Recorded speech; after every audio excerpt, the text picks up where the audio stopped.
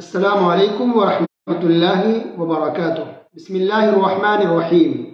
الحمد للہ والصلاة والسلام علی رسول اللہ وعلی آلہ واصحابہ اجمعین۔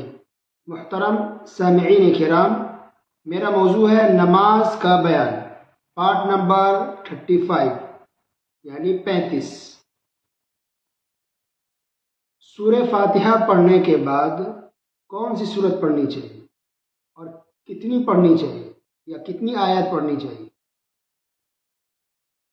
تو سورہ فاتحہ پڑھنے سے پہلے اعوذ باللہ پڑھنا ہے، بسم اللہ پڑھنا ہے، پھر سورہ فاتحہ پڑھنی ہے یعنی الحمد۔ اس کے بعد کوئی بھی سورت پڑھ سکتے ہیں۔ صحیح بخاری کی حدیث ہے، حدیث نمبر 793۔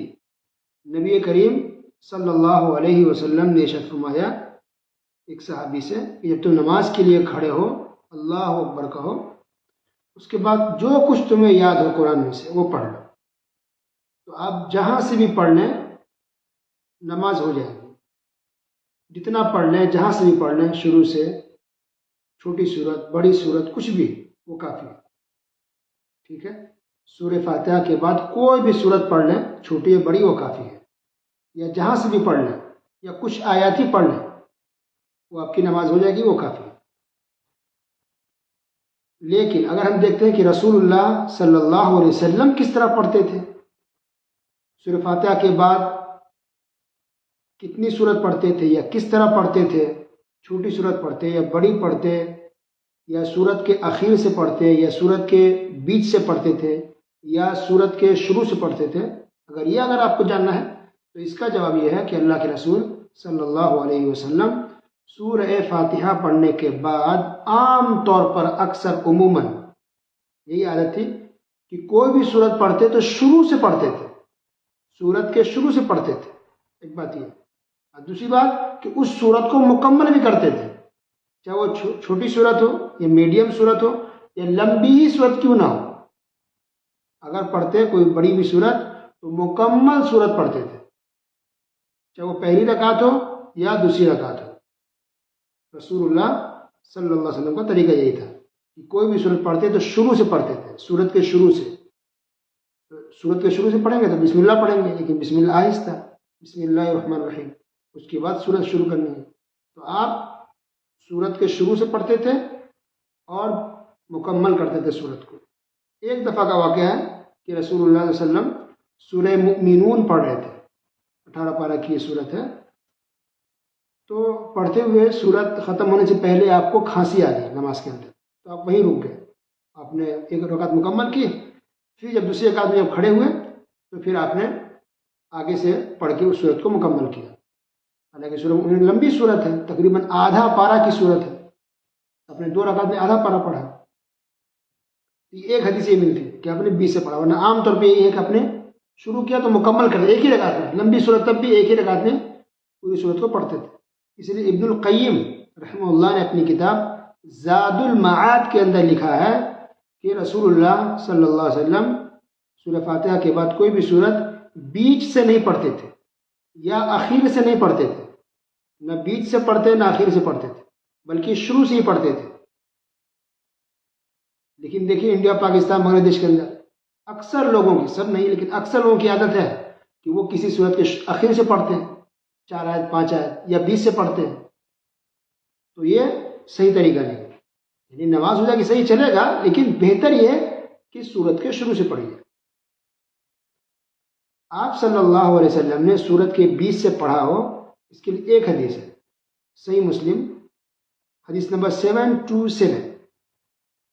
عبداللہ بن عباس رضی اللہ تعالیٰ عنہ فرماتے ہیں کہ نبی کریم صلی اللہ علیہ وسلم نے فجر کی سنت میں پہلی رکعت کے اندر سورہ بقرہ کی یہ آیت تلاوت فرمائی، قولوا آمنا باللہ، یہ سورہ بقرہ کی آیت نمبر 136 ہے، 136۔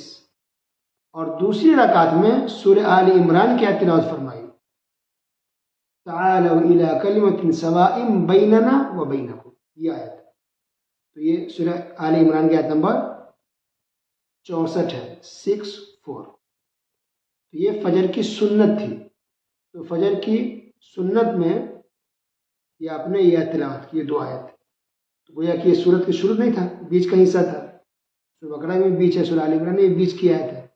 یہ ایک حدیث ملتی ہے بس کہ آپ نے سورت کے بیچ سے پڑھی، ورنہ اس کے علاوہ جتنی بھی حدیثیں ہیں سب میں یہی ہے کہ آپ صلی اللہ علیہ وسلم ہمیشہ سورت کے شروع سے پڑھتے تھے، اور شروع سے پڑھتے تو اس سورت کو مکمل بھی کرتے تھے. ٹھیک ہے. کبھی لمبی تلاوت کرتے آپ صلی اللہ علیہ وسلم، کبھی متوسط میڈیم، بہت لمبی بھی نہیں بہت چھوٹی بھی نہیں، اور کبھی مختصر تلاوت بھی کرتے تھے الگ الگ وقتوں میں.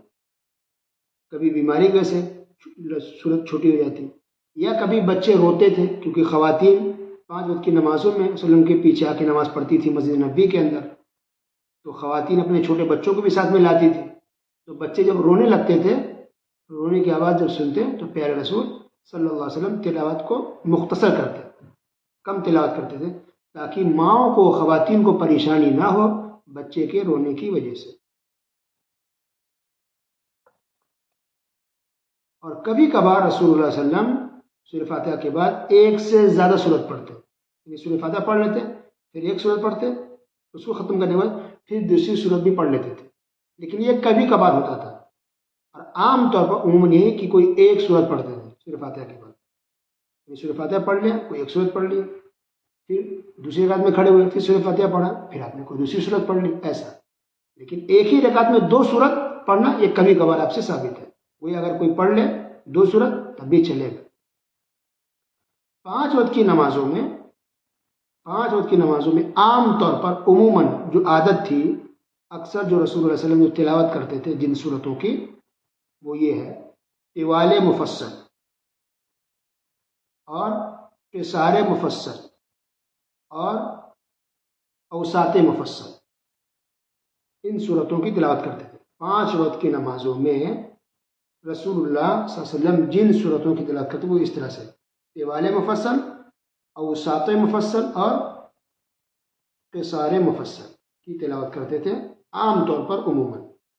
کیا مطلب ہے اس کا؟ طوال مفصل، اوساط مفصل اور قصار مفصل، اس کو جاننے کے لیے کیجیے 24 گھنٹے کا انتظار. وصلی اللہ علی نبینا محمد وعلی آلہ وصحبہ وسلم. السلام علیکم ورحمۃ اللہ وبرکاتہ.